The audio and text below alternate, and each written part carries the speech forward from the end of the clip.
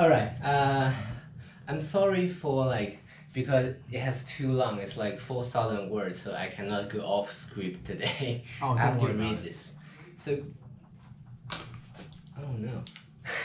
Good afternoon, ladies and gentlemen. Welcome to Lecture 1, What Willpower is and Why it Matters.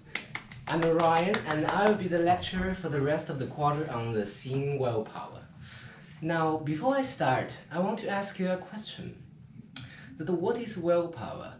And can you give an example of using willpower?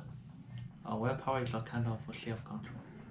Oh, that's pretty close, William. Can you please give just a random example? It's like, if you smoke and you want to... You want to quit. You want to quit smoke, right? You have to resist. Very good. Excellent. In the late 1960s, a series of studies on delayed gratification was conducted by German psychologist Walter Mischel. His experiment is known as marshmallow test, where small children had their willpower tested. Here's a reproduction of Walter's experiment. Give me a second.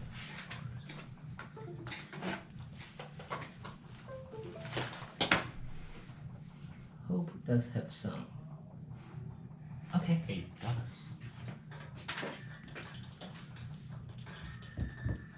Just wondering if I can.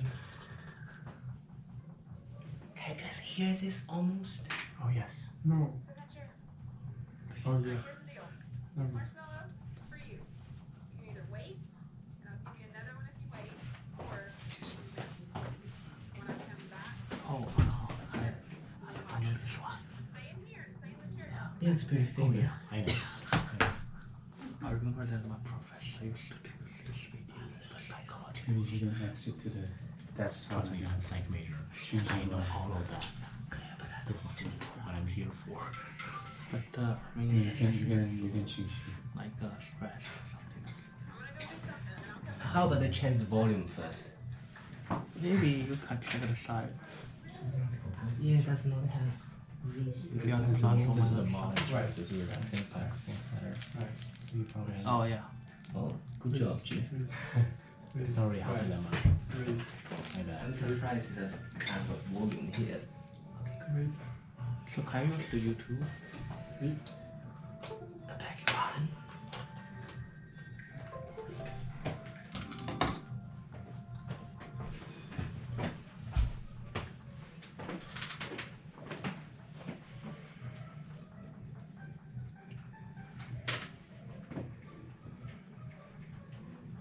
Alright, so it's up to you. You can have it now, or you can wait. Okay?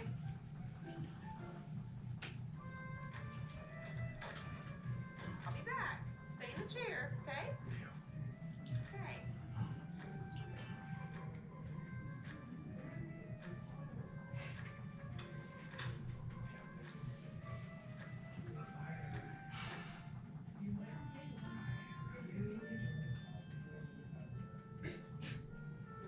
Oh, so cute.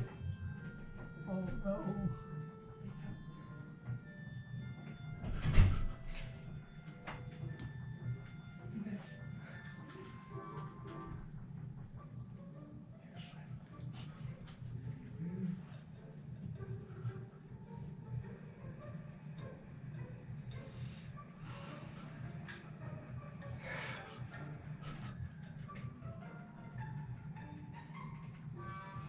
Alright, I'm gonna leave and then I'll come back, okay? So you can either eat it right now or you can wait. Either way, okay? Okay. How about you sit blocking the door? Sorry, man.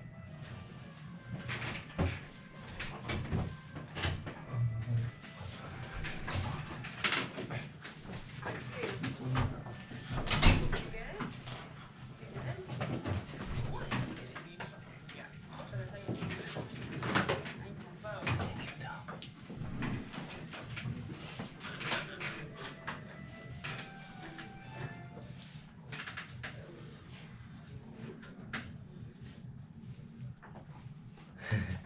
I'm glad that some of you have enjoyed the video. Thank you for a wonderful video, Ignited Media. Now, who can tell me what's the nature of this marshmallow test? If you are one of these kids Can you hear me with this volume? Yes, yes. Great. I'm afraid because it's open door now. Oh, yeah. If you are one of these kids, what would you say when given a marshmallow when you want the second one? You would say what would you say? I'll probably wait. You probably wait. What would you say? Would you say I want to eat it?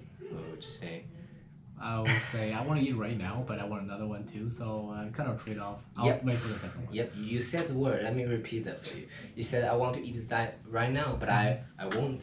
Mhm. That's because you, although you do want to eat the marshmallow, the first one, it's just in order to get the second one, you won't eat the marshmallow for now. Exactly. So that is I won't power. One of the three kinds of willpower that we have briefly talked about in the orientation. So willpower has three categories, which you are actually familiar with. Oh wait. Yes, I have a please question wait. about marshmallow. So, as we showed in the children in the video. So is there any result of? Yes, I'm going to talk. Great. After I become Right. adult, is there any effects on their? That's right, William. I'm going to talk about that later. Okay. Okay. So, I would. Okay, it's. Oops, it's not good. It's blocking me from using anything. It's okay. I'm going to change this back to the mouse. Oh, I think you just press Y. Try press Y. Control Or Y. N. Or N. Okay, thank you. How about no? Okay, great. Lot of tech problem today. Oh yeah. It's first day. Oh yeah, Doesn't matter. please. So there's I won't power from the marshmallow experiment. I will. Typical willpower. The one will do something for his own good. Exercise, for instance. And last but not the least, we all have I want power. The ability to recall what you really want, even in the face of excessive temptation. For instance, do you like fried chicken? Oh yeah. Oh yeah, we all do. It's human nature to be attracted to high-calorie food. There's nothing to be ashamed about that. But fast food, despite the fact that they are fast, affordable, and tasty, so we can summarize the pros of fast food as FAT. Yes, but the cons, the cons I believe that you are quite familiar with, that they are not healthy in many ways. Yes. The McDonald's was sued for that. Oh. If you're interested in the downside of fast food, feel free to watch movie Super Size Me. Then in this model, I want to stay in this I want model specific. Say I want to stay fit, and you presented me with some fried chicken. Well, I wish I've had real fried chicken here, but the problem is, UCI laws forbid me from bring real food here. Sounds familiar, right? Oh, yeah. So you all would have to imagine that this is a chicken leg in my hand. What's the short term? Who can tell me that? What's the short term gratification here? Eat it and then get a calorie. Oh yeah, that's almost true. So the immediate want is the taste chicken. The yummy, juicy, spicy chicken leg. I just want to have a teeny tiny bite. Oh. Oh yeah. You see, then what's the long-term goal here? To lose weight, Yes. to stay fit, or maybe have six packs or whatever. It's quite obvious that this chicken is not in line with my long-term goal. It's not helping with that exactly. No. And here, my ability to recall my long-term goal, even you present me with this chicken, is I want power. That's what I want power is. Maybe you all do remember the last assignment, the very willpower challenge, where I presented you the three categories first. And now, we are going to discuss the why on the earth would we have willpower. Why do we have willpower? Maybe you do recall the tape measurement demo, do you? Yes? Oh, yeah. From the orientation, well, if you have not, I will put a link down below.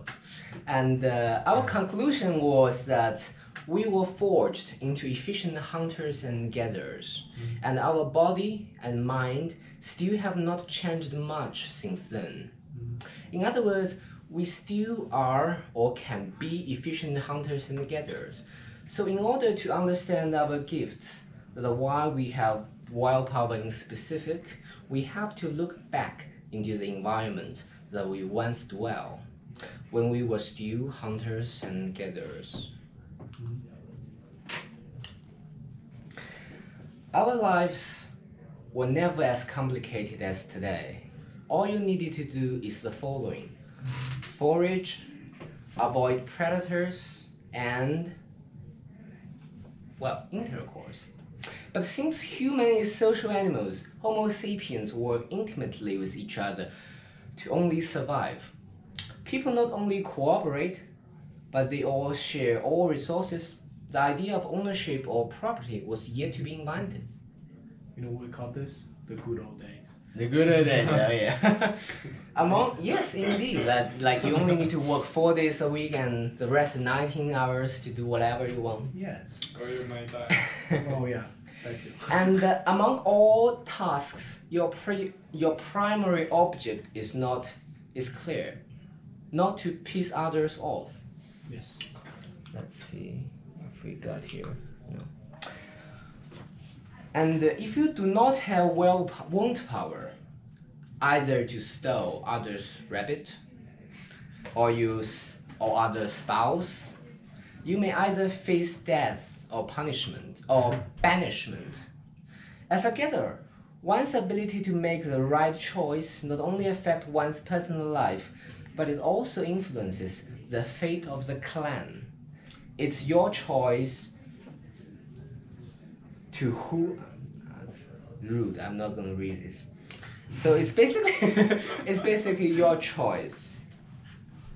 So like, who do you intercourse with and who do you fight with? It's your choice. And if you only follow your instinct, it's not going to work well. You would have something to constrain, which is your willpower, to constrain you to make a more calculated decision.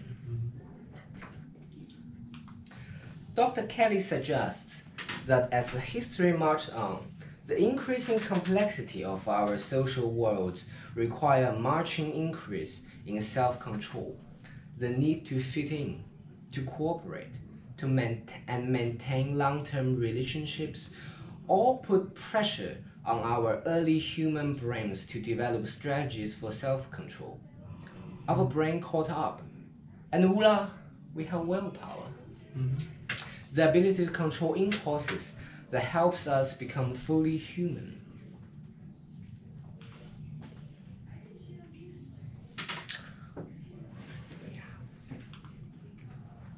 And then, why does willpower matters now? Do any of you like to answer this question? Because we have covered this topic before. Because Yeah, Kevin, please. Because if you like nowadays, if you go ahead and to like punch someone else, you may be like You punch push fire. back. Yeah, and punch fire more like be taken much to stronger jail. guy. Yeah, Face then- stronger guy, good point. Yeah, and Yes, then maybe yes. you go to jail and then face that. So let me paraphrase Kevin's answer. To control our emotions, our impulses, the social value still remains, and as our society becomes more complex, the value of self-control even being amplified. So basically, it's a part of the social contract. Oh yeah. Like to control the urges, right? That's right, exactly. So like, if everyone don't control their urges, you're not gonna survive. But if everyone make an agreement, that's all People constraint. gonna pee on the street. That's what's gonna happen to us. Well, good. We're civilized people. that's Paris. Yeah, that's Paris. That's actually downtown Old time LA. Paris. Okay. That's downtown LA too. Oh, Okay, really? that's Wow. almost. Yeah, yeah. Almost We do, as we will learn in the future that we do have animal side in us. Oh yeah. Now, I want to answer William's previous question that what's after the experiment, right? Do you recall the children from the marshmallow test? Do you remember that only few of them resisted the temptation of the first marshmallow? And let's call those who succeeded the willpower group, the will powerful group. You thought that was the end of the test, don't you? Well, that's not true at all.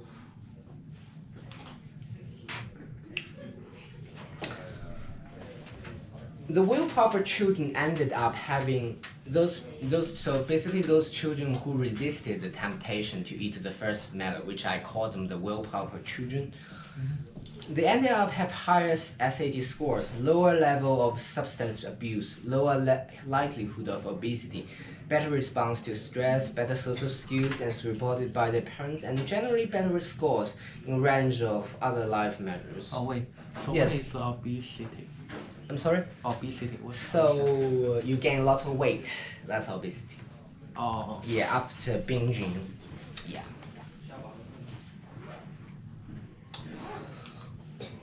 They are better off almost any way you look at it. They make more money. They are better able to manage their stress. Those people who have more willpower, they tend to have longer and more satisfying relationships. They are better at dealing with conflict and adversity, and they even live longer. wait. Yes. I have a question. So, about this result, since that experiment only for some kind of people, I mean some kind of children. I understand your question, William. Are you asking that if the test is like well controlled, if the test was flawed, the sample? Is that what you're referring to, William? So is that conclusion for the both of people or just this group of people? I mean, is that the conclusion work for most of people? Most of the people, William. Really? Yes. But the sample is too low, so I mean it is There not were evident. There were multiple experiments. You can look up those online. There were lots of. Actually, that's the work for the academic department. Yes, yes. What But- problem you asking about? Oh, so ask if this Is this conclusion is only valid once to be applied to the real life situation, or if it just happened within the little sample. The marshmallow test. Yeah. The marshmallow test basically. Please check. Okay, so basically the marshmallow test is because children have less developed prefrontal cortex, so actually they have less willpower, or you call can it say that. delayed gratification. Yeah. To begin with, but there at that time there's a standard for children, when they can take marshmallow tests, if they fail the marshmallow test, they're gonna be bad at delayed gratification, just basically self-control and higher risk of ADHD after a while. But now we don't have a conclusion for that. But the experiment is still valid because it's basically what I read about. They have at least 200 samples that consider valid in the psychology researches. Okay. I hope I answered the question. And so how can you prove that value? I mean, normally, if you do some experiment, you should have some data. That's a part of psychology. Psychology, we just do experiment. We don't have to, because Yes, psychology. I believe we can continue this discussion after class. Oh yeah, we can do it Yeah. after class. Yeah, it's more academic. Yes, Mhm. that's very academic. And talking of which, not necessarily. I'm not necessarily say that if you have bad willpower, you are going to fail. You're not going to find a spouse. No, I'm just saying it's a good predictor. That's why you are here, right? Because willpower can be improved through strategies. It's never fit. This is just back when willpower was never studied like this, like we have now. So self-control is a better predictor of academic success than IQ. A stronger determinant of effective leadership than charisma, and more important, marital bliss than empathy. Maybe you still recall the hunters and gatherers we talked about before? And thanks to them, our ancestors who spent millions of years struggling to become a better neighbor, parent, and mate, and in doing so, we evolved our most distinct feature, a bigger prefrontal cortex, a chunk of neuron behind your forehead and eyes. So it's basically here. Right there, yeah. And for most of the evolutionary history, the prefrontal cortex mainly controlled physical movement, walking, running, reaching, and pushing, a kind of proto-self-control. So, yeah. But as prefrontal cortex grew, it took on new control functions. Oh, do you have some graph about where's cortex and where is? Yes, it will. Oh, okay. You showed You up, can Google it. It's really and easy. you can Google it. Mhm. Yes.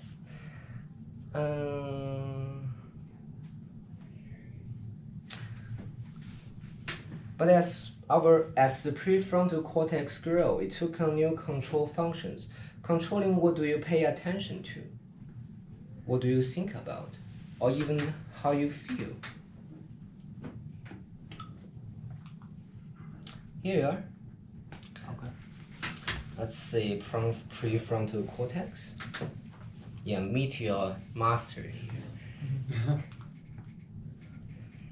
And it's, as I've said, the primary purpose is to control movements. But it then developed into like more modern purposes to control your attention. So you can see, focus your attention on my hand, that's your prefrontal cortex working. And how do you think and feel as well? Oh, okay. So about The graph. No. I mean the first analysis, the willpower product long ago pressure, right?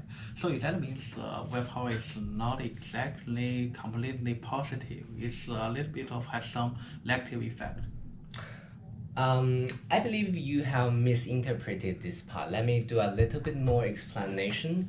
So imagine, I bring this back up again. So imagine in this long history, it's not just one generation, but instead thousands of millions of generations. All of these generations, they face life choices. If they have good willpower, they tend to be a good neighbor, good friend, and they tend to survive. It's because this pressure, this challenge that pushed them, that makes them evolve with a higher, does that make more sense now? So it's actually the essence of evolution is actually quite in line with our philosophy, to embrace challenge and evolve. Okay. Yes, thank you for your question. And Robert Sapolsky, a neurobiologist at Stanford University, has argued that the main job of modern prefrontal cortex is to bias the brain toward doing the harder things. Let me explain what does that mean for you. So it actually is not only human, but instead any animal's nature to do the easiest things, because nature has developed us, forged us into beings that always trying to use the minimum of energy, because then, well, energy is like hit points, right? The more hit points you have, the more you're likely to survive. So it is our instinct to save hit point or energy. So everybody is designed to be lazy, but our willpower is can do exactly the opposite thing, because for many times the easiest thing or the most effortless thing does not support long-term goals. For instance, all of you here listening to this lecture, this actually, well, although you may have some takeaway, but there's nothing guaranteed. You are not guaranteed to get, 30,000 calories after watching this. You're not going to get any kind of instant gratification. But instead, you come here because you wish that after this course you're going to know the essence of willpower and how to master it. That's a long-term goal. It's your willpower that have bring you here, because this is the hard thing and the right thing to do. Oh, not this one. Yeah, I think I've... Oh wait. Yes, So, please. is there any, explanation of the process of the formation of willpower in the neuroscience perspective? I believe there definitely is. Since you're so interested in the details, William, I think you can start doing researches. I mean, You should read the book first. and actually, one thing I liked about Dr. Kelly McGonagall's book is that obviously he's a doctor from Stanford University, and every point she made, she has tons of references that backs up her claims, and I'm just paraphrasing it here. You can search the background papers. Yes, I will prevent the links for you and maybe answer that in the following workshop if you are very interested. Okay. So, the prefrontal cortex is not a unified block of gray matter, and I did not make the 3 W's up. Instead, it has 3 key regions that is responsible for the jobs of I will, I won't, and I want power, as you can see here. So, I will power.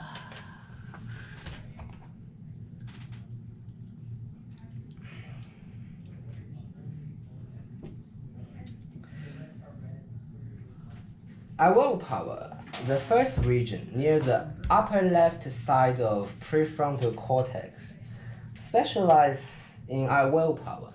It helps you start and stick to the boring, difficult, and stressful event. On the right side, on the contrast, handles the I won't power, holding you back from following every impulse or craving. You can think this region as oh hey. For the last time you were attempted to read a text message where you're driving, because I lost my willpower. Because part of you read it, another part. Let me restart that again. So imagine that you are driving. You're driving and I guess we won't. Yeah, we will not. Because it's We'll let gonna it be here too for- hot. Yeah, it's We too hot. tried. It's like a 5-story Okay, house. sure, no worries. Oh, yeah. I mean, I just can't hear you guys' voice out there, so. oh, I'm so sorry. Yeah, I mean, I don't sound here, so it's fine, but I don't know what else. We'll probably shut the door in 10 minutes. Okay, sure. Thank you for. Hey, it's for nice the seeing you, heads up. buddy. Thank you. So are we going to close the door? Okay. Oh, you can wait and close the door. It's not that hot anyway. And talking of which, since I just lost my willpower and I won't power, Yes. I probably is not going to survive a car accident, because while I was driving and then my text message pops up. You see, as we probably is going to discuss in the lateral part, our brain is tuned. So whenever a message pop up, it's not just a message to us.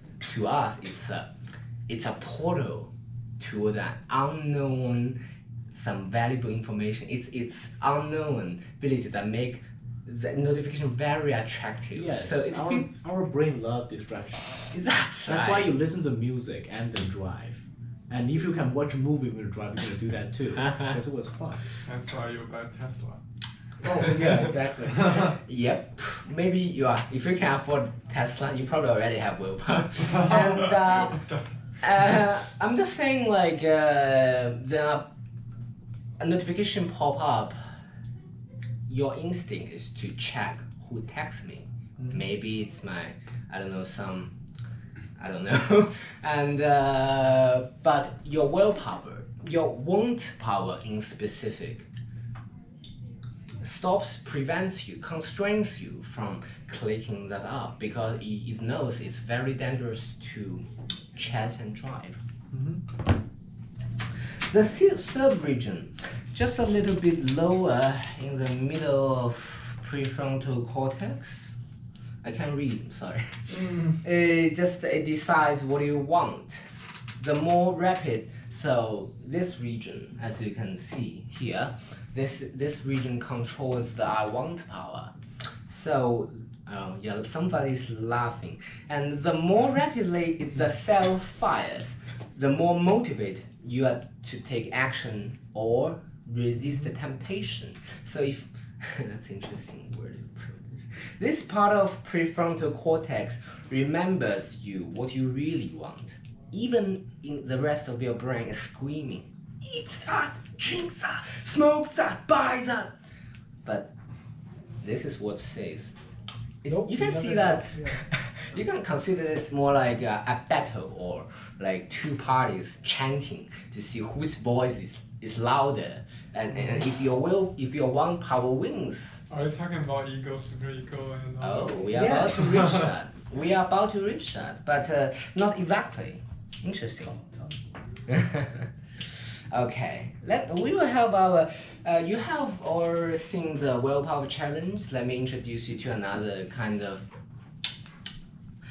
little workshop. I call it self-dissection. Oh, wait. Yes, please. You just said they compete with each other. which one is? Which kind of voice is higher? But imagine a situation is that so your real voice, one voice and want voice are equal each other. Are So, they what? Yeah, they have the same point. They have the same amount. Oh, we don't know that. It's very vague.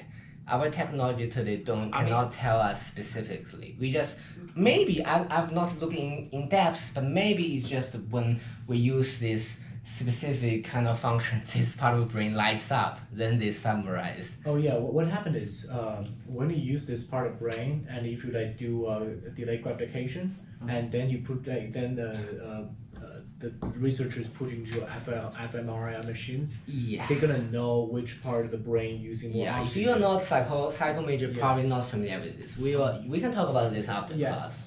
This is like And it's kind of actually research pretty method. straightforward, but the first time is just weird. How do you know, right? How the It's psychology, not that hard. It's really not hard. yeah. Okay, we have went through this and Willpower. wait, what? Sorry. Yeah, Kevin is losing. Yeah, maybe you need some of these. Okay.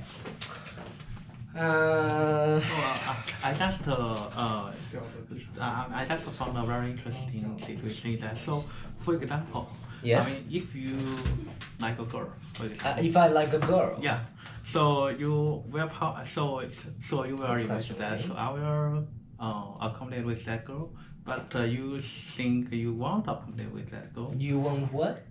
You want to accommodate with that girl. You want what? Accommodate. Company, so just go after Company her. or trade? Date? just like You mean date her? or- yeah, it's or- just like very low. So something like this one. The problem is usually it's reversed. So basically it's like, oh, I like her. The thing stop from you is your fear. That's like against willpower. What your willpower want to do is, what, fuck it, I'm Overcome gonna the go fear. for it. Yeah. That's the willpower doing right now. Why As you we can doing it? see. Be a real man, come on. Oh, you are going to accomplish your goal after this video. Go.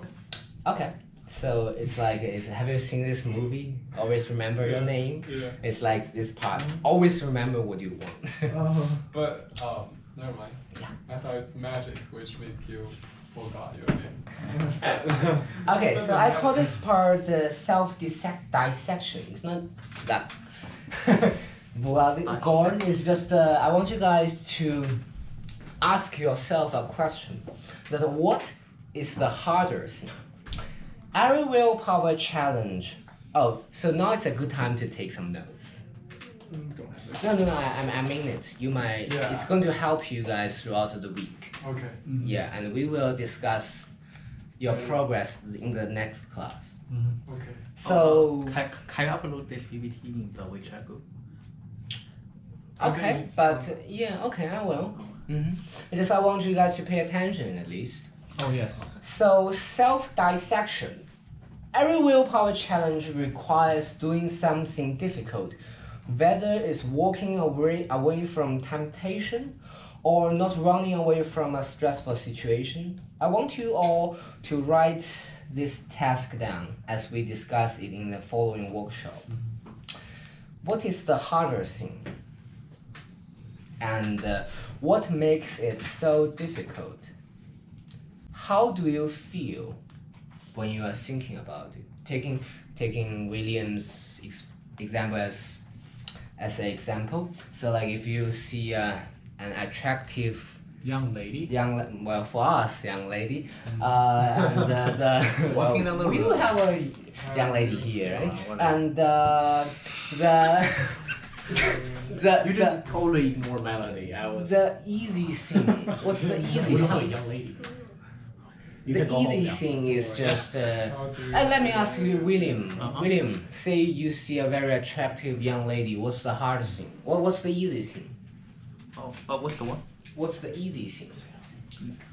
Just walk right away. Just walk away. Like you're too shy to even look into her eyes. Hi. Oh, hello. We have two young ladies now. Okay, hi. Very nice to meet you. We are actually in the middle of a presentation. Yes. And thank you very much, Tom. Tom's a gentleman. Tom's real gentleman. Classic. Okay, so we are talking about self. So like, you want to ask yourself. It's a little hard to catch up. A question that what is the harder thing, and Sorry. maybe Are we going to we can- write it down or the Yeah. questions? Okay. The harder thing is just man up and go talk to her. That's the hard thing. that's the hard So thing. what made The it so thing difficult?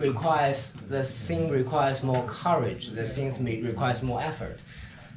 The chance that you might get rejected and maybe feel depressed later, because all those fears, that's the hard thing. And I want you to notice, you just to pay attention to yourself. How do you feel? Well, me personally, I can feel my heart pumping. Jeff knows that. Alright. Literally. For you, just walk in. This is not a relationship session. We're talking about We are- willpower, and Yes. he forgot we have ladies over here. No, So- I have not. Oh, you not? No, He no. said we don't have a lady over here. Melody's right here. I said we do. Never mind. Never keep mind, going. let's Keep go. going. Keep going. Yeah. Here we go. A mind. This is a good place to catch up. A mind blow case of willpower lost. Literally. Okay. Harvard University. Oh yeah. We can't make it Howard, but we are watching it right now. Look at that.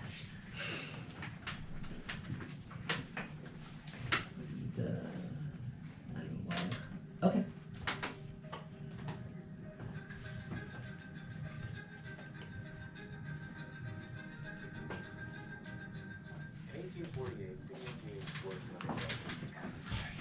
Oh, that's Gage. Fishing shoes.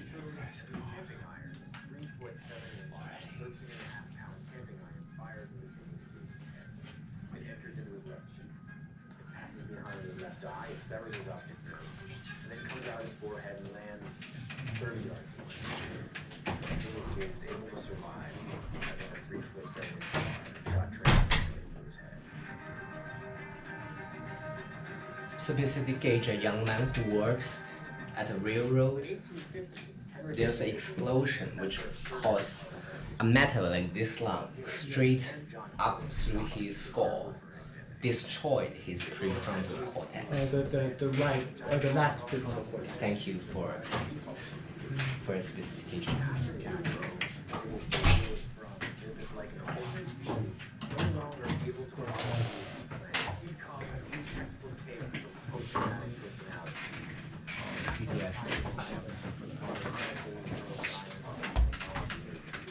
Phineas Gage has been at Harvard Medical School for 160 years. So in many ways, I see him similarly to how you would see one of the famous professors who hang on the wall. He's an important part of Harvard Medical School identity. And by continually reflecting on his case, it allows us to continually change how we want to understand the human brain and how we interact with our historical understanding of neuroscience. I wish you all have seen what happened. If not, let me just reintroduce Gage again. So, as I've said, Gage is a young man who got his prefrontal cortex lost, which we were talking about earlier.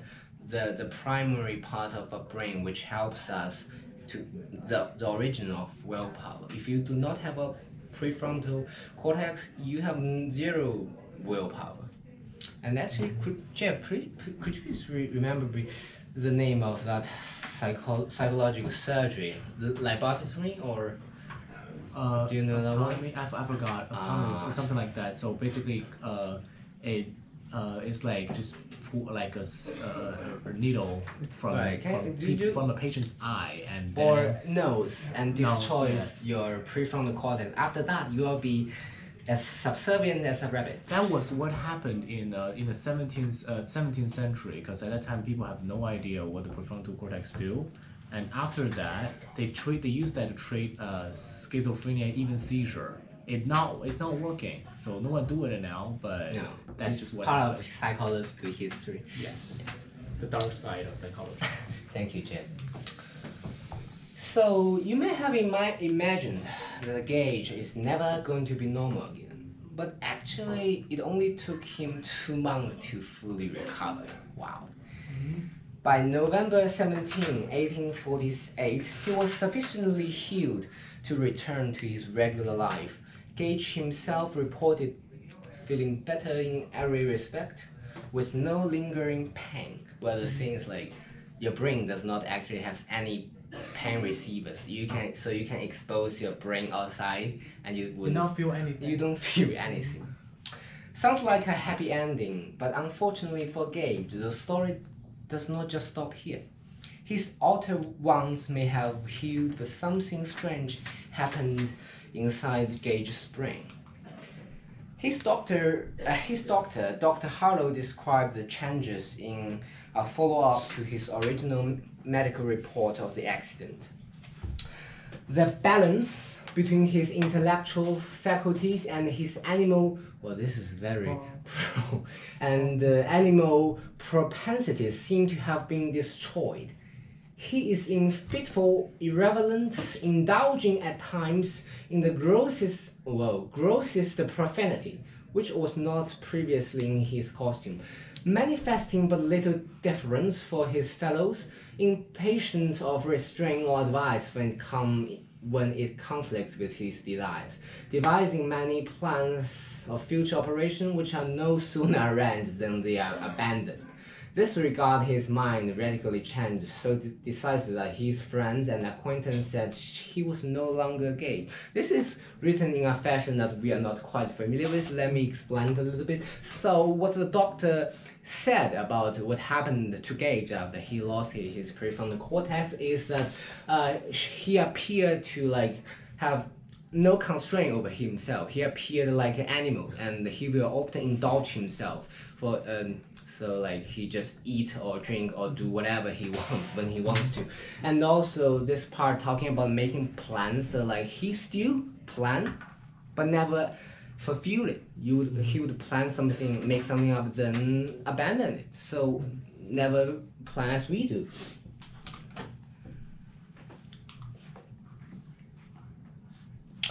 In other words, when Gage lost his prefrontal cortex, he lost his willpower, his want power, and his want power.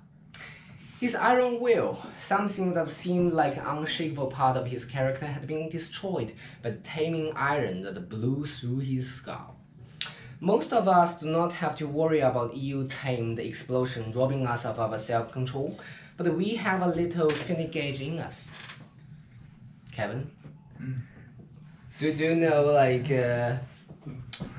our prefrontal cortex is not as reliable as we like, right? Because I see yours is not working well. And our prefrontal cortex is not always as reliable as we would like. Many temporal states, like being drunk, sleep deprived, all of these would inhibit our prefrontal cortex. So there's a reason why people get drunk,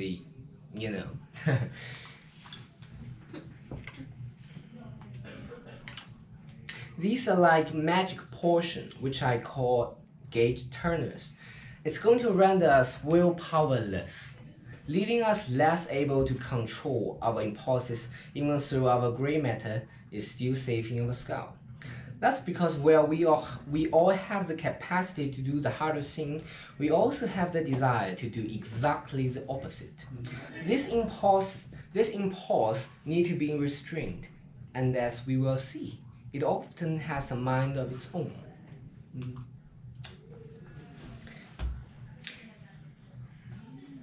Everything has two sides. While we owe our huge thanks about our willpower to evolution, you see, that's also why we have other selves in us. As humans evolved, our brain didn't so much change as they grew. Evolution prefers to add on to what's created rather than start from scratch. So you can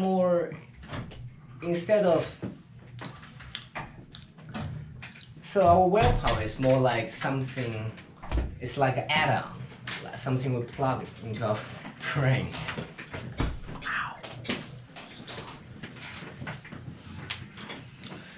So as humans require new skills, our primitive brain was not replaced with some completely new model, but instead, it's like an add-on. The system of self-control was slapped on top of the old system of urges and instincts. So reality. Oh wait, so you talk about the evolving brain, but with the development of technology, we create the computer or something like that. That's right. In the future, I think maybe the human I'm very brain interested will in that topic. depend more Yes, on yes. this. So but I think this is not evolving. It's not what? This is It's not not evolution. Yeah. It's not evolving. Well, that's another whole range of topic, William. William's question is that whether, let me talk about it in this way. So, no matter it's like a computer as you described, or it's just some paper, they actually, in nature, they are the same. They are tools. They are never part of us. They were never designed into our genes. They are not going to be passed down. I know that you are saying, but I'm just saying, from my perspective, it's not evolution, no. Not like this one, one that you all born with.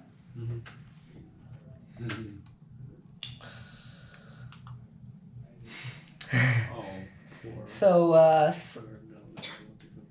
that means that for any instinct that one served us well, evolution have kept it around, even if now it gets us into trouble. This theory basically explains why there are many parts of ourselves. Some neuroscientists go so far as to say that we have one brain but two minds, or even two people living inside of a mind. There's a version of us that acts on impulses and seeks immediate gratification, the impulsive self, and the version of us that controls our impulses and delays gratification, the controlled self, which reminds me of Tom, right? Which reminds me of Id and Ego, if you're familiar with most famous and infamous psychologist for Sigmund Freud. Alright, so can I go back one slide? So give me a second. So over here, I have to make sure everybody understand. So over here, self-control is prefrontal cortex, and the impulsive self is the limbic system, which contain hypothalamus. You can just amygdala. So the 4F system over there is kind of like the most Asian. Most core. Yes, the Asian part of our brain, which rat have it, cats have it. That's right. So only human and like our like relative primates like chimpanzees have a prefrontal cortex. Right. A running one, not like So like as we might all know that everything that's like in this university, including us and the rabbits, And the squirrels, we actually have the same ancestor, which is a kind of fish. I forgot its name. So back when our brain was like this, we only have the brain stem, which is over here. It's connected to a spine that controls your heart rate, your breath, something that you are not actually aware of. But then it like grows. That's why. Oh. Okay. It's actually Okay. It does Then it grows. Yeah. This is cool. Then it grows. That's why I use the metaphor of add-ons. So like you adopted a new system, like the limbic system Jeffrey referred, and now our most newest technology, which is our prefrontal cortex that defines everyone, that make everyone human. Yes, we and the chimpanzees, we have the same brain parts, but we just have more gyres. We just have like a more surface area. That's right. Than the chimpanzees. You can just perceive that as bigger brains. Exactly. You can do it that way. Yeah. Mm-hmm. It's not the mass. The Yeah. mass doesn't matter. That's right. Okay. So yeah. Oh no. Wait, what? Can I do that? Oh, I can do that. Okay, we don't need this anymore. Okay. Self-dissection 2. Meet your two minds.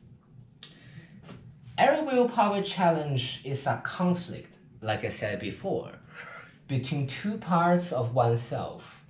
Now, for your own willpower challenge,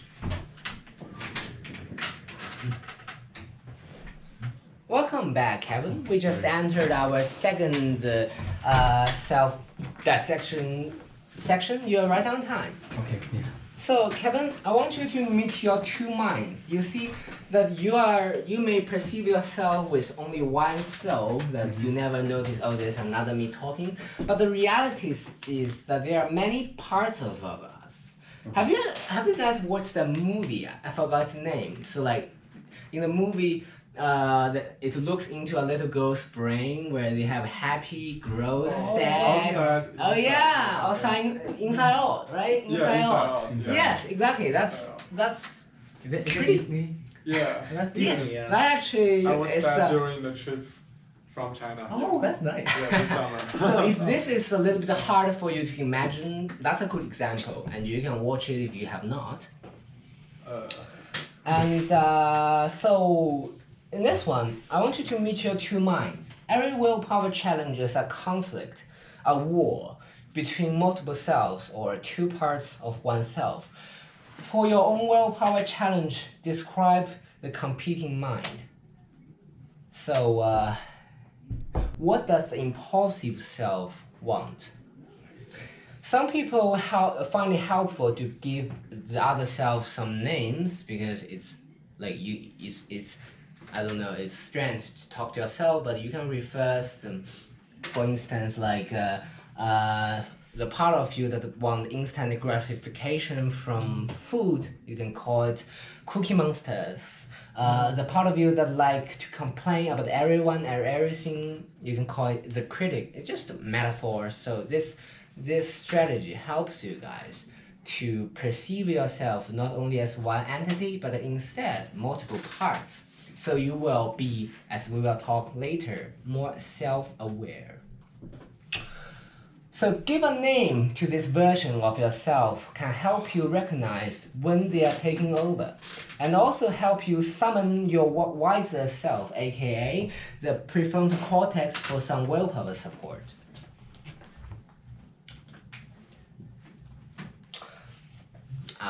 Let me read this for you since it's a little vague. I'm sorry I have to use Chinese. It says, this actually is an exertion from a famous novel, Santi. Definitely heard of the name. It says, 失去人性会失去很多，但失去兽性会失去一切. I'm going to talk about that through a psychological perspective.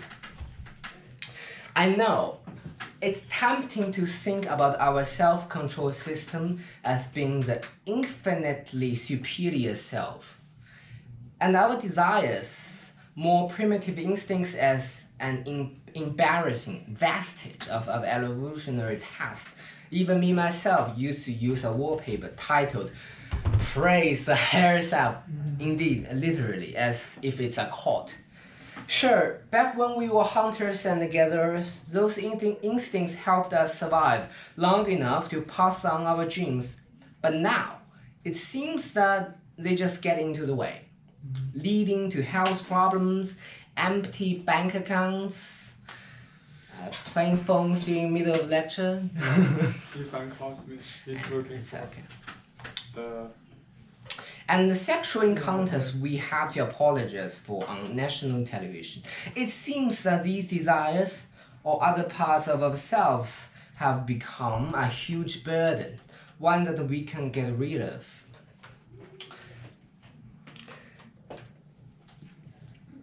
Well, can you explain more about the? I will. I am. Okay. I am. Okay. The core drive has many names, and they are all known for their irrationality. So like, if you want to eat this hamburger and I ask you why, you cannot really give me much logical response. Although you can come up with some, but the reality is you just want it irrationally, regardless of the logic behind your desires. That's what I mean. They're irrational. Desire, fear, and disgust. And they all used to have purposes, and they still do. Losing these selves that we all had been trying to constrain is not necessarily healthy. Medical cases studies of people who have lost these instincts through brain damage reveal how crucial our primitive fears and desires are for our health. So they were actually very important for our health. You might have imagined that why don't I just become a robot, do whatever I want? I don't have this desire, so I don't need to waste time to eat, to seek mate. I can just study or work. But that's not true, because you are born, you are forged as human, as I will talk about more. One of the strangest cases involved a young lady who had a part of her brain destroyed during a brain surgery. And she appeared to lose the ability to fear and disgust. So it's not the prefrontal cortex. I'm talking about the limbic system, the more primitive ones. That's like in the very middle of my brain. So maybe you have heard of amygdala, the one that generates fear. So yeah, that part of the brain, the middle part, not the frontal cortex. And so she lost those functions.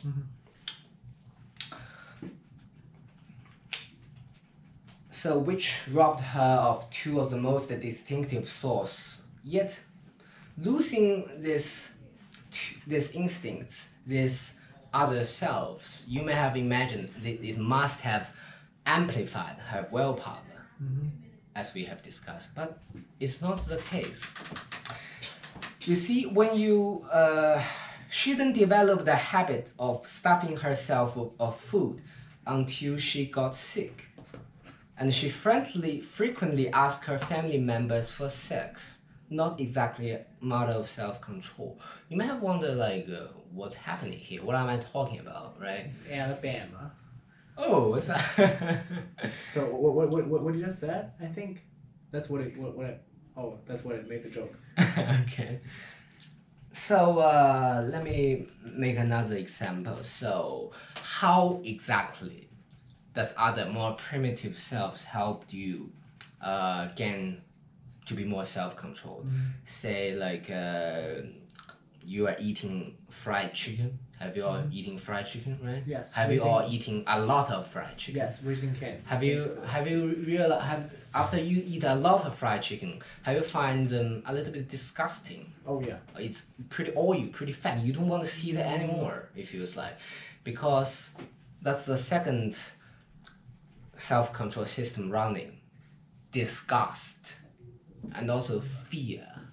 They work not in another way, but it helped they also accomplished the goal of restraining yourself from eating too much that you'd explode. Yeah.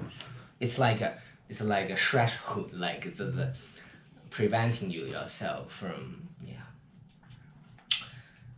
as we will see throughout our course, so this is William want me to specify that what I mean by 失去兽性,失去一切, right? As we will see throughout our course, without desires, we would become depressed. That's exactly the definition of depression. Do you guys have any friend or any friend who have experienced depression? Yeah, my girlfriend. Oh really? I'm so sorry to hear that. So like one of the number one, I'm no expert in this, but I do know that one of the most distinctive characteristic of depression is she or he do not want to do anything. She feel like, I don't want to get up, I don't want to eat. What's the purpose of life? Why am I fucking here? I just want to die. That's what depression led to.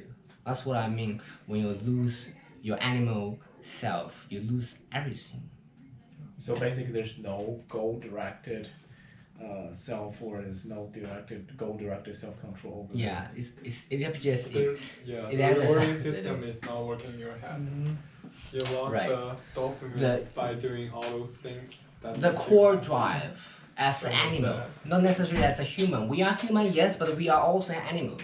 We share, we need to sleep, we need to eat, we need to reproduce. All of this were controlled by a more primitive system. You may call it the dopamine reward recruit. Oh wait, you just say that Circuit. 兽性 means desire, right? So That's what I refers to, or the more primitive self. what? Or the more primitive self. As I've said, our brain have evolved from like this, and bigger, right? The most, So the the most instinct, the ancient. pound, the thalamus, the limbic system, that's what you talk about. Basically, the one The non basic need to run your body. I could come up a better way to like to interpret that So, line. so you take away the brain, the outer brain, the all the lobes and the thalamus. That's all we left about basic drive. What depression actually happened is in that system, in the limbic system, there is a dopamine shortage. So there, we don't actually stimulate that brain part. So there's no goal driving. Right. What I want, You need to smoke some what I want ask is what's the connection between the loss of desire and the depression? I mean, there are lots of desire, right? So Oh, that I can Actually, answer that. let It's the me same do system, that. you know. If say one of your friends said I'm depressed, you ask her, do you want some chicken today? Yeah, of course. She's faking it. It's but not. this It desire does is not. It will not be recognized as depression or a major depression. I don't know, attack. Well, or- Ryan, So- so what we cannot do right now, we can't say anything about psychotherapy stuff. That's No, not it's legal. not a. So it's not our research area. So It's not our expertise, William. Yes. You so have you to can, you can wiki. say that and make it wrong, but things Right, can be- right. yeah, right. I mean this desire is not a social, right? it's not what. I mean you just say previous PPT kind of. Sorry, we're running out of time. Maybe we have to. Yeah.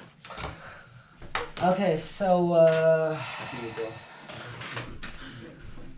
We can talk about it later. Doesn't matter.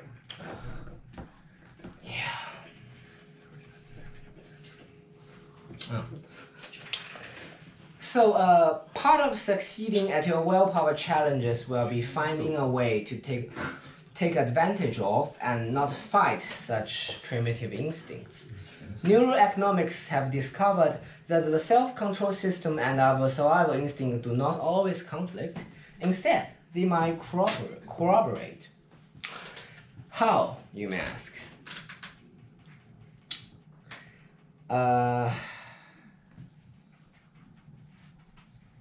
Actually, I have already explained priori. I explained how no. I still do this example. Okay. So first, I want you guys to close your eyes again, and imagine one thing that you crave the most. It can be a beautiful dress, a fancy car, or even a hamburger. Now imagine that you're walking on the street and you see this thing, which makes your whole body screaming, buy it, buy it, buy it. Then I can't buy Margaret Robbie. then you checked out the price. Boom!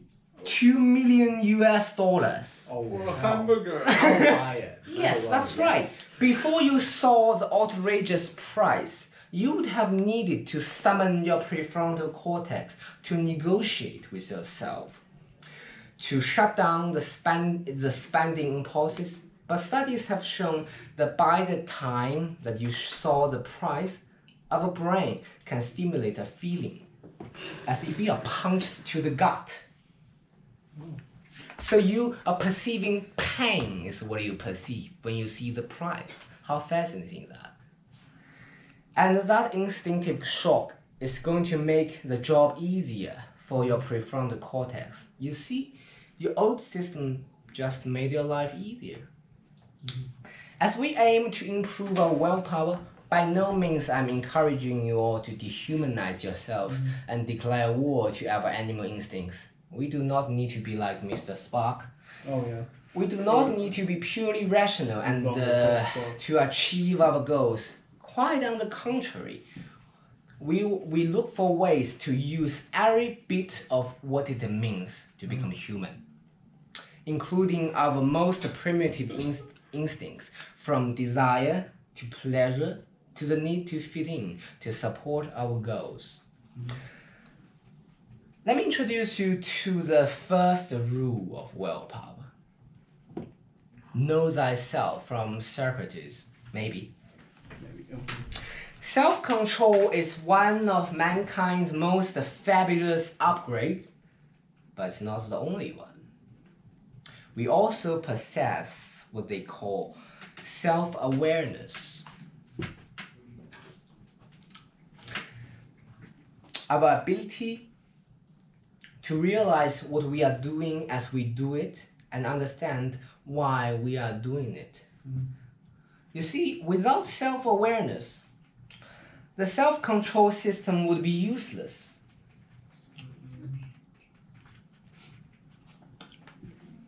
You need to first realize or recognize when you are making a choice that requires willpower. Otherwise, our brain defaults to do what's the easiest, as I have explained before.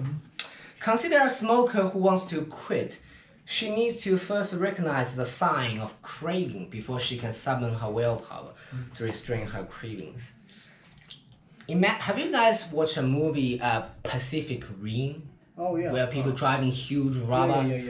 Yeah. They got the second movie too. Oh yeah, that's right. So the Chinese name is 环太平洋. So imagine that we are the pilots. We are driving these robots. And the thing is that for most of the time, we do not control every single movement. The robot is usually on autopilot. So for most of the time, we just sleeping or watching Netflix in the back seat and let the robot follow the programs. It does not act exactly as we command until, say, we encounter the monster. Why do I give that metaphor? The thing is, our body is not so different from the robot. We do not gain full control of our body until we gain self-awareness. You may find that metaphor a little bit hyper-realistic. Let me give you guys a real-life example. One study asked people how many food-related decisions has they made in one day. What would you say? How many food-related decisions would you make one day? At least 10. At least 10? Yeah. Okay. Oops. Oopsie. Oopsie, I already exposed. So, on average, as Jeff said, at least 10, people actually guess it's pretty close. People guess the 14. But in reality, when the same folks carefully trace their decisions, the average is 227 decisions. You might have not believed this, right? That's more than 200 choices people were initially unaware of. And thus are just decisions related to eating. How can you control yourself if you're not even aware there's something to control? Well, if you guys find this too like, you don't buy that, I mean, how can you possibly make 200? You just can open your phone. Come on, do me a favor if you use iPhone, open your phone. Find screen time. Okay, I see. Yeah, open the last 7 days and you'll be astonished by the amount of your pickups. 16 seconds. Oh, sorry, 1 hour, 10 minutes, never mind. No, I mean, the pickups, how many times you pick up your phone? Oh God, no idea. Yeah. Wait a second. I'll try it. Well, do we have a highest number here? Kevin? Ken, what's yours? Oh, 14 minutes. What? No. I mean your pickups. How much time have you picked up your phone? Today? For yes. 5 Average. hours and 26. Yeah. How many times do you pick up? I pick up 40. I don't think I pick up 47 times my phone today. You see? That's what I'm talking about. I feel like you only pick up like 10, 20. Because you are unaware of the left 30s. I'm not We right? Yeah. How long was your? Well, I use like an hour. Okay, cool. It's not that bad, right? Yeah. No, it's not. That's And right. you still miss You got 20. 6. Winning. And willpower experiment. So this is pretty easy. I just go through this real quick. The things I want you, or you can forget all the other experiments or the self-dissection I mentioned, but I want you to remember this task. Hey guys, I want you to remember this task. This is easy. So this is easy to remember. I want you to spend 1 day and track your decisions. Track your willpower choices. To pay attention to yourself when making choices regarding to a willpower challenge. Well, what I did is that if I want to do something later, before I do it, I write down like, why did I do it? What are my motives? You will realize that most of them do not have motives. And then you realize, oh, that's not the thing I want to do. Or you can write down why, as I said, why you do certain things. Or if you did something else you have planned, like looking back, why, like it happens every day. Like the reality never catch up with our plan. I want you to make excuses to yourself. I want you to make excuses, like say, you plan to study for 3 hours, but when recording you find yourself watching Netflix for 1 hour. I want you to make an excuse for that. Or like, this is the last episode, or else. Okay. So well, That's if easy. I if I want to study 3 hours, but once after I study, I found I study 5 hours. So what is that? Okay. Yeah. Okay. Love Then Make excuses. No It makes excuses. you happy. Then no Oh my God, I can stop it. I'm Okay. so fucking. So fucking the thing is, regardless of what you do, the thing is I want you to track down your decisions, and I will explain why in next class. Oh, we don't have time for this one. It's just a real life case. So we are almost entering the last part. What have you been here for? How to get more willpower? How to train your willpower? So first of all, I want you guys to acknowledge the fact. What's going on? Okay. So first of all, do you think that like your brain is fixed or is flexible? Flexible. It's flexible. Good. So our brain, just like our muscles, is flexible. It changes its shape. It gets bigger when you train it appropriately. For instance, adults who learn how to juggle, I don't know how to do that. They develop more gray matter in regions of the brain that track moving objects. Thalamus, I believe. Yeah. Adults who play memory games for 25 minutes a day. It's cerebellum. Cerebellum. Cerebellum. Thank you for correcting. Sorry. Adults who play memory games for 25 minutes a day develop greater connectivity between brain regions important to attention and memory. And just likewise, there is scientific evidence that you can train your brain to get better at self-control. What does willpower training look like, you may ask? Well, like this. Oh shit. For those who cannot see it, it's a desktop, except it's flooded with snacks. And champagne. Oh really? Wow. That's all there. Cool. So, what is this exactly? These are what I call temptation traps. So, like if you are, say you are, if one of your goals is to eat less, is to keep fit by eating less high calorie junk food, then how to do that? You tempted yourself. Because by doing so, you're actually training your prefrontal cortex. Well, I just realized how that happened. Because when you are using your prefrontal cortex, do you know how does muscles work? Why does our muscle get bigger? So basically, in the simplest form is because blood have carried nutrition to that place and proteins in specific that feed the gap so our muscles grow.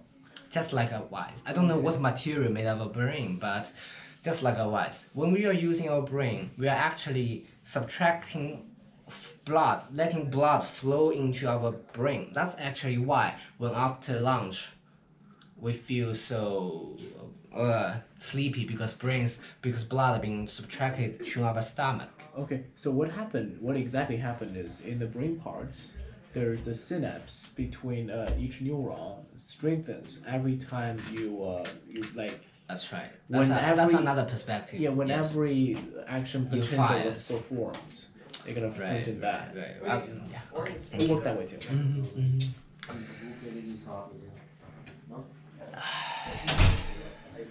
Right. So it can be. I gotta go. Oh yeah. Classes. Okay. It's almost over. Yes. Yeah. Okay. Oh. I'm almost done. You can play temptation traps, like I said, or you can do something a lot simpler and less painful. Something you might have associated with religion. It's meditation. Yes, Tom and I are meditators for about half a year. Neuroscientists has discovered that when you ask the brain to meditate, it gets better not just at meditating, but at a wide range of self-control skills, including attention, focus, stress management, impulsive control, and most importantly, self-awareness. Well,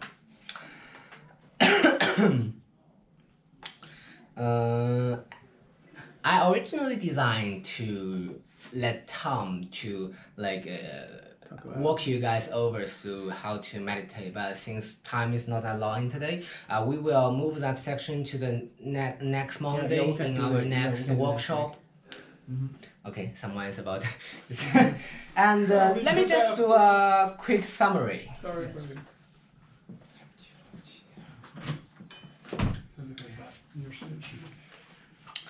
We have 3 types of willpower. I willpower, I want power, and I want power. Our ancestors developed willpower for social reasons. We constrain our desires to better cooperate with others. Sleep deprivation, being drunk, and other things like distraction may render you like Finnegan, the guy who lost part of his prefrontal cortex. Our prefrontal cortex is like a powerful atom, and therefore there are other atoms, or animal instincts. Instead of getting rid of these other selves, we need to learn to cooperate with them instead of fighting against them. Self-awareness is the most crucial skill we need to master in order to invoke our willpower. We can train our brain into ones with stronger willpower, like training a muscle. Okay, that's the end of today. Thank you so much for coming. Thank you so much. Good to see you, Kevin. Yeah. I got On it. your way. Bye bye.